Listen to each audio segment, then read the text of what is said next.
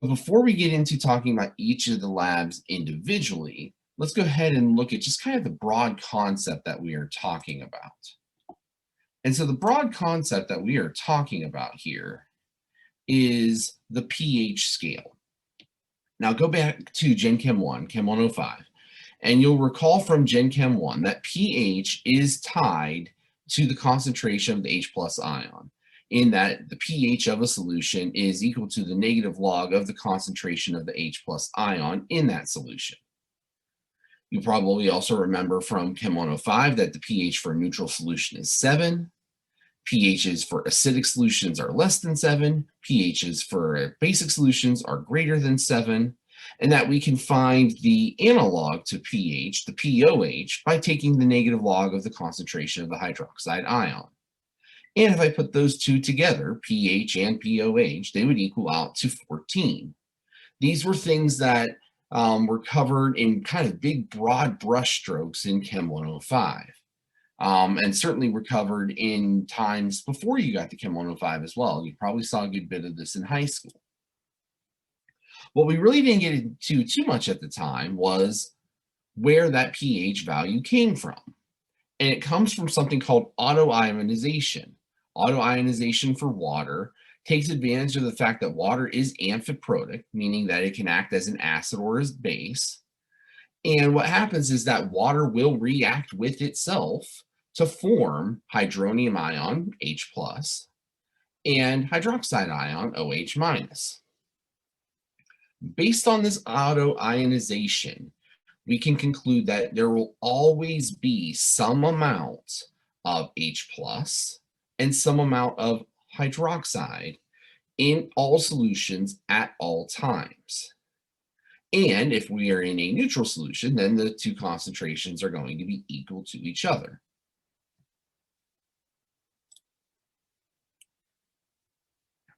But now that we have a better understanding of equilibrium, because we've gone through the equilibrium chapter, we understand that this particular reaction has a constant associated with it. That constant, the equilibrium constant for the autoionization, would be equal to the concentration of the hydronium ion multiplied by the concentration of the hydroxide ion.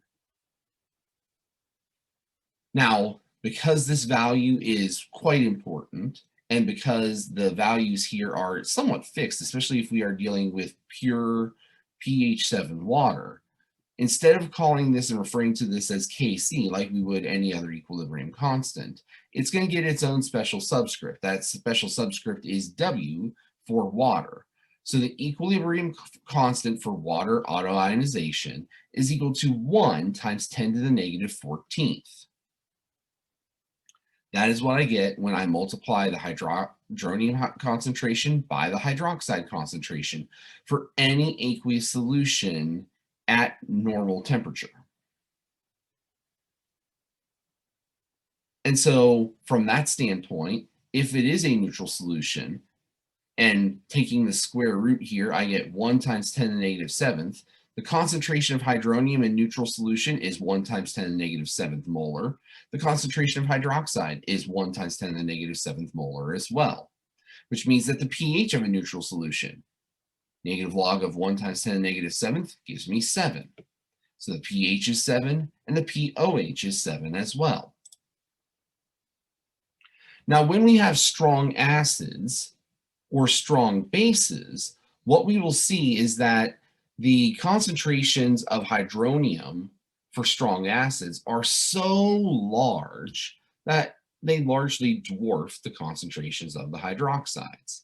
And so what we get there is an equilibrium value that is very heavily skewed toward the products, so much so that basically we can conclude that the concentration of the strong acid is also the concentration of the hydronium ion.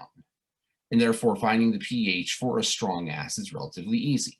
All I need to do is take the logarithm of that concentration. For strong bases, similar kind of idea. Since strong bases have considerably large Kb values, we can largely assume that the concentration of the strong base and the concentration of the hydroxide ion are largely the same thing. Obviously, if we're dealing with diprotic or dihydroxo bases or acids, those numbers are going to change slightly. But that's kind of the overall assumption we can run with. And so with the hydroxide concentration, we can find POH, and we can then turn that to pH. If we are not in a neutral solution, we know that we have a counterbalance going on. So the hydroxide concentration and the hydronium concentration are tied to each other. If the hydronium concentration starts to dip up and the hydroxide's concentration dips down accordingly, we're going to see a heavier concentration of hydronium, a lower concentration of hydroxide, and a pH less than 7 as a result. If we get into more basic solutions, the balance starts to tip the other way. We have higher hydroxide concentrations and lower hydronium concentrations. Then we're going to see that the pH trends upward above 7. But notice that in all of the cases, our value for our Kw does not change in any of them, whether they are acidic, basic, or neutral. That's an important thing to remember. So when it comes to acid equilibrium follows this general kind of trend where I've got the concentration of, or excuse me, I've got the weak acid, HA, reacting with water. The HA acts as a Bronsted acid, gives its hydrogen to the water to become hydronium, and we have the conjugate base A minus here left over. Following our normal rules of equilibrium, recognizing that that water is a liquid and that its concentration is going to be relatively constant, Ka in this case, because A is for acid, and we're talking about the acid dissociation here, would be equal to the hydronium concentration multiplied by the concentration of A minus, divided by the concentration of the weak acid HA. Ka is also known as the acid dissociation constant because that is the kind of equilibrium that it is describing. Now, the values of Ka vary widely by substance. Your appendices, so Appendix A or Appendix 5 and Table A5.1, there's a lot of your common Ka values there. Those of you that have the lecture packet, the one with all the constants in it, that lecture packet also carries these values on pages 21 to 23. If you do not have that lecture packet, I did stash that appendix table in with your equilibrium skill builder from last week. So you should have a copy of it there in lab archives as well. When we use Ka values, we can use Ka to figure out pH values for weak acids, even though we know that the full concentration of the weak acid does not completely translate to HA. Because it is an equilibrium and because there is a constant associated with it, we can use a Rice table or an ICE table, depending upon your preferred terminology, to figure out what the concentration of the hydronium ion is at that equilibrium state. And if we know the hydronium concentration, then we can certainly figure out the pH. Now, one measure of dissociation is something called percent ionization. Percent ionization is just simply a ratio that looks at how much acid was produced in terms of acidic protons versus how much acid in terms of weak acid was put into the solution in the first place. And so that ratio of H plus essentially divided by HA, initial HA, gives us the idea of how much did we actually see break apart. And that is an indicator of acid strength as well. So with this in mind, and because you're going to see problems like this in the pre-lab for both labs, let's take a look at a problem like this. So what is the Ka for a 0.85 molar solution of phenylacetic acid if the solution has a pH of 2.68? We also need to determine the percent ionization.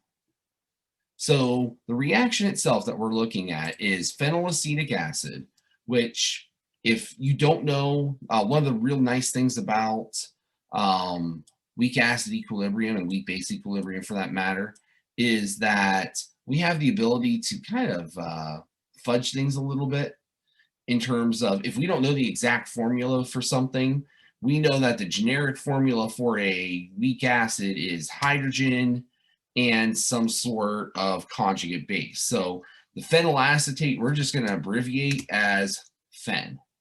So phenylacetic acid is H-phen. It is aqueous. It reacts with water to make H3O plus. That is aqueous. And the phenylacetate ion minus, which is aqueous also.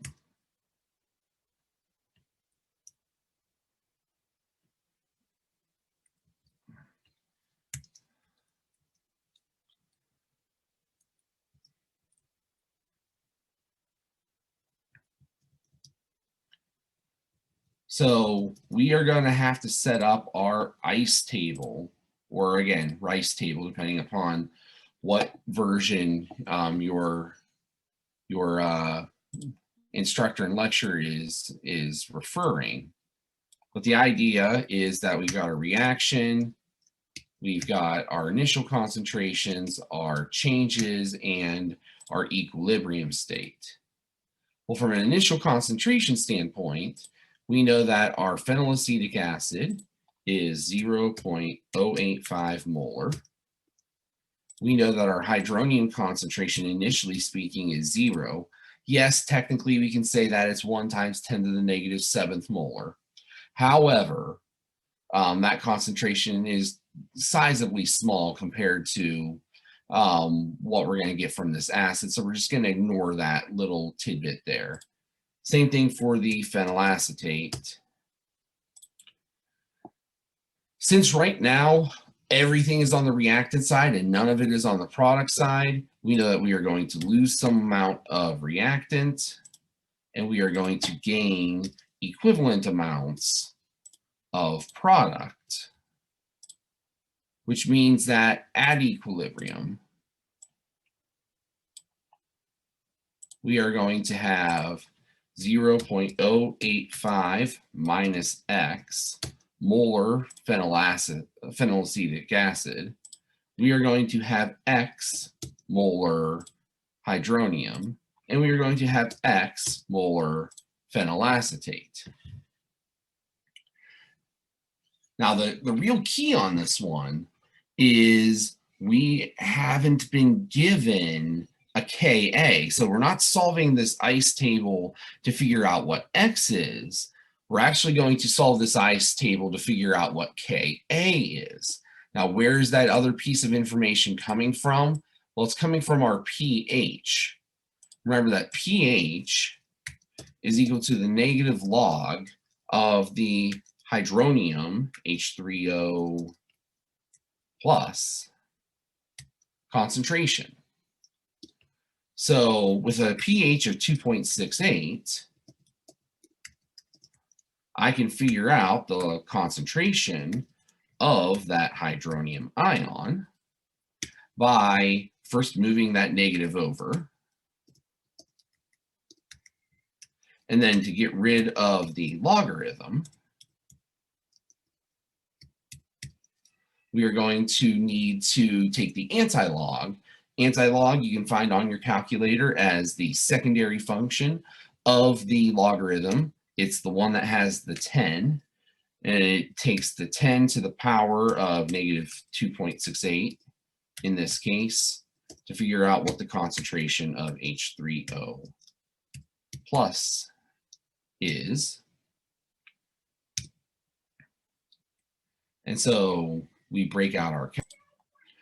All right, so after all that to go get our calculator, we put in our 2.68, make that a negative, and then 10 to the x gives us our value.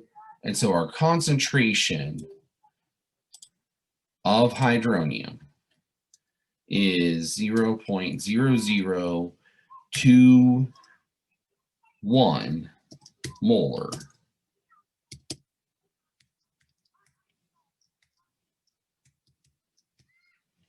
Now, the question you might be asking yourself is why only two significant figures for that concentration?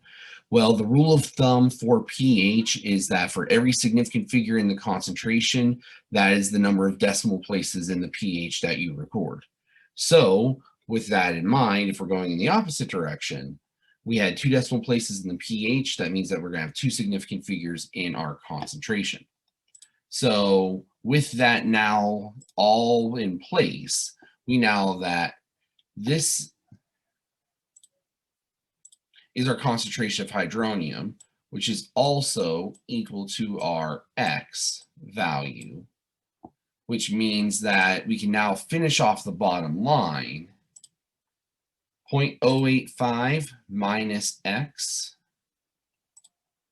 would give us 0.085 minus 0.0021. So we get 0.0823 molar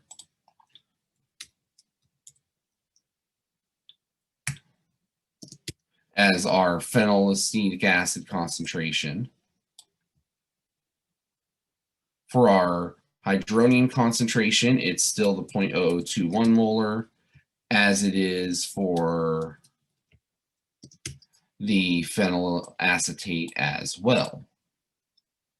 And so now with this information in front of us, we can do two things. First of all, we can solve for K. So Ka is equal to the concentration of the hydronium, 0.0021, multiplied by the concentration of the phenylacetate, 0.0021, divided by the concentration of the phenylacetic acid, 0.083.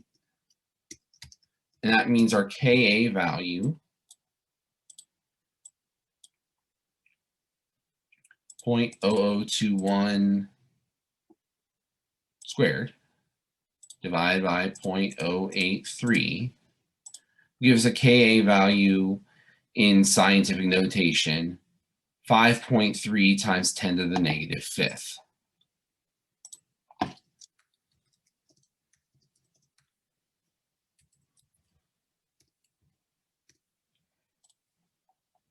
Now for the percent ionization, remember for percent ionization, it is the concentration of H plus at equilibrium divided by the concentration of HA initially times 100%. So we've got 0.0021 molar here divided by 0.085 molar here times 100%. 0.0021 divided by 0.085 multiplied by 100, 2.5 to the correct number of significant figures, 2.5% ionized. So we can see that not a whole lot of ionization happens here. Remember in Chem 105, we said just as a general rule of thumb, weak acids dissociate about at a 5% clip, with 95% remaining undissociated. Well, that was a real approximation. In reality, it varies widely based upon what that value of Ka actually is. But to address another point that is going to come up, and this is going to come up in particular in the in-person lab, E22, we want to look at the concept of acid strength. because acid strength actually has a lot more to it than meets the eye. There are three primary factors that go into whether an acid is going to be strong or if it's going to be weak, and how strong and how weak those acids are. The first is polarity. It's relatively simple. The more polar the bond is, the stronger the acid is going to be, because the more that the electrons are being pulled away from that hydrogen, more easily that hydrogen will just pop off. Bond strength. The weaker the bond. So we've got an OH bond there. Not all OH bonds are created equal. Yes, we give you an average bond energy, but some of those bond energies are impacted by some of the other things that are going on inside the molecule. The weaker this bond is, the easier it is to break, and the stronger the acid will be. And the last factor is ionization, in terms of how stable is that conjugate base. If the conjugate base is really, really, really stable, then it's much more likely to ionize and to create that conjugate base. If the conjugate base is unstable, then it's much less likely that we're going to see deprotonation and acid formation occurring. For binary acids, we can consider the following as kind of general trends for increasing and decreasing acid strength. What we can see is that when we look within a group, that bond strength is going to matter the most. And so as we go down a group, we tend to see that acid strength increases, because we've got hydrogen, which is basically unchanged in terms of its size. But as we go down the group, the atom that is bonded to the hydrogen gets bigger and bigger and bigger. And if you remember from Chem 105, the bigger those atoms get, the greater the distance between the nuclei, the weaker the bond ends up being. And so as those groups get bigger and bigger and bigger, the strength of that bond gets lesser and lesser and lesser, and the strength of the acid goes up as a result. Within a group, or excuse me, within a period, so as we go across a row on the periodic table, we're going to rely more heavily on polarity. We know that as we go across a row, we are going to increase in our electronegativity. That increase in electronegativity is going to result in a more polar bond that is more easily broken. And as a result, the halogenated acids are stronger acids than these oxygen group-based acids. When we look at ternary acids, otherwise known as oxyacids, we need to look at polarity as well, but we're not looking at the polarity of the OH group, because that really doesn't change much. What we're going to look at is the polarity next to that oxygen. In particular, what's this element here doing? The more polar that this Y group is,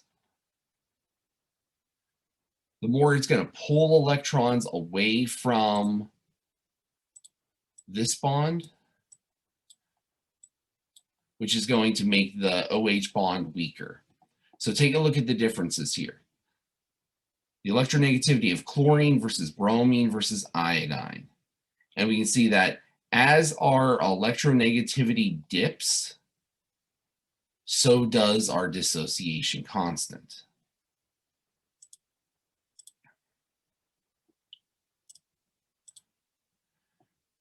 And this is true kind of across the board. So here are our hypochlorous, hypobromous, hypoiodous acids. The electronegativity of those halogens has a significant role in the dissociation constant for the acid itself. The other thing to consider also is oxygens. So in these cases, if you look, here's our OH group in each case. And we can see that the atom that is bonded to the OH is chlorine in each case.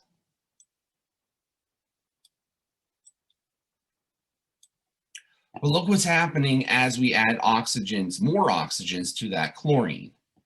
We see that our Ka values increase and increase and increase and increase. Why do they increase? Well, oxygen is electronegative also.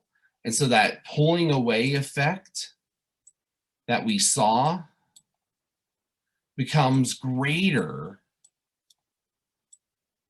the more oxygens that we add, because the more oxygens we add, the more that we get that pulling effect, and that weakens the OH bond and makes the acid stronger because it's easier to break that bond. Now, the last point that we want to make with regard to something that we're going to see in the in-person thermodynamics lab is the idea of something called the half equivalence point. Now, you're familiar already in titrations with the equivalence point. The equivalence point is just where we even out the amount of acid and the amount of base that has been added. The half equivalence point applies when we look at weak acids and weak bases, because what we can do at the half equivalence point is a really interesting phenomenon takes place there. For a weak acid, the pH at the half equivalence point is equal to the pKa for that acid. And the pKa is just the negative log of the Ka for that acid. So at the half equivalence point, what's really cool here is you're going to do a titration, and then you're going to go and you're going to double back and basically do a half titration. So what you'll do is you're going to have 20 milliliters of acid. You're going to titrate that all the way to the end. And then you're going to add another 20 milliliters of acid on top. Well, that you might think to yourself, well, that's kind of counterintuitive. Why would we go all that way? Well, the thing is, by doing that, you've titrated the first 20 milliliters of acid, but now there are 40 milliliters of acid in there. You are at the half equivalence point. And so at the half equivalence point, you can take that pH, measure it, and that is going to give you the pKa for the acid, which you can then turn into the Ka. So that's kind of the theory behind both of these experiments. Let's now go into lab archives and look at the experiments themselves. What you see in E22 for the pre-lab itself is you're doing the half neutralization procedure, and you get a pH reading of 3.27. So the half neutralization, again, that's the half equivalence point. So this pH of 3.27 is also equal to the pKa for this acid. So 10 to the negative 3.27 would give you the Ka for that. That's the acid constant. That's what we want for number one. In number two, you're going to use that Ka value and this pH value to figure out the percent ionization. When you know what the percent ionization is, the remainder, so let's say that the percent ionization was 3%, then that means that 97% was unionized. So when you figure out number two, number three is the remainder from 100.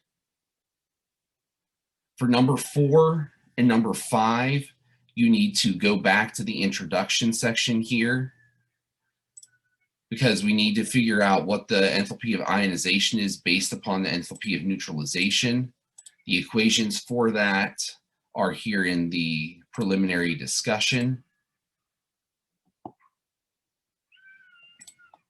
So the pH, or excuse me, the enthalpy of ionization is equal to the neutralization plus 56.9 kilojoules per mole. So if we know the neutralization, we add 56.9 kilojoules per mole to that. And then for number five, using our percent unionized, we divide our pH of ionization, or I keep saying pH, enthalpy of ionization divided by that fraction to get the last value that we're looking for. So in number 5, it is the dH of ionization from number 4 divided by the unionized fraction from number 3. And if I take that ratio, that'll give me the answer for number 5. So a lot of moving pieces and parts in this, but once we kind of get into the lab itself, we can kind of work through this. This lab's actually relatively straightforward and easy to do. And we get some pretty interesting data from it that go along with what we were talking about in that second half of that kind of review that I did, where we're evaluating strength of acid based on structure. So that's all for this particular video.